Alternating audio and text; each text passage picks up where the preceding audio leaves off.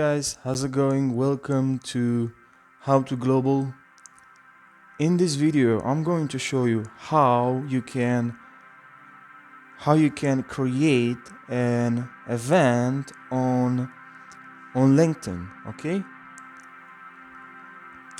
so let's start this video. Click on your profile. Now you need to click on events, and right there there's create event. Event type online, in person.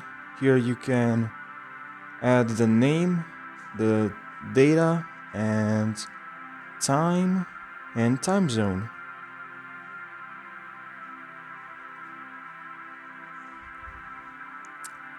Really easy. After you added the name of the event,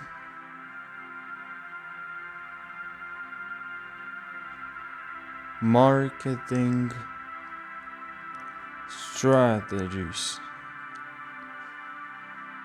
Okay, let's save this event. We can choose image from the gallery. Done.